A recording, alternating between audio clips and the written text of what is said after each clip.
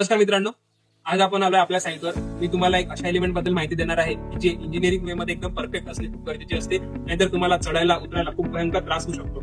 आपण बोलणार आहे आपल्या स्टेअरकेस बद्दल. स्टेअरकेस इंजिनिअरिंग वे मध्ये त्याचे डायमेन्शन्स, त्याची कास्टिंग कशी असली पाहिजे हे मी तुम्हाला सांगणार. बघा मित्रांनो, कुठल्या पण घरामध्ये स्टेअरकेस हे खूप इम्पॉर्टंट एलिमेंट असतो.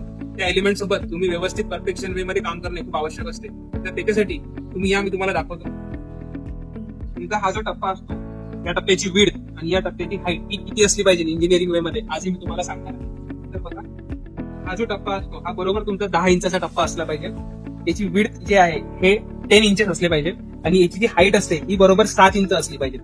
तर तुम्ही जेव्हा 10 इंच आणि हे 7 इंच हे जेव्हा तुम्ही मॅच करता तेव्हा तुमचा जो अँगल मिळतो तो अँगल तुमच्या 33 डिग्रीचा अँगल मिळतो. 33 डिग्रीचा अँगल असतो हा मिळवणे खूप आवश्यक असतो. हा अँगल फक्त एक चांगला इंजिनियरच तुम्हाला आणून देऊ शकतो परफेक्ट कॅल्क्युलेशन्स मध्ये. त्या अँगलमुळे तुम्हाला एवढा फरक पडतो की हा जो तुमचा स्टेअरकेसचा अँगल आहे जो इथून स्टार्ट झालेला आहे, हा अँगल जर कदाचित जास्त झाला तरी स्टेअरकेस अशी उभी स्टेअरकेस होऊ शकते, ज्याच्यामुळे तुमचा चढताना मागे तोल गेल्यासारखं जाणवते.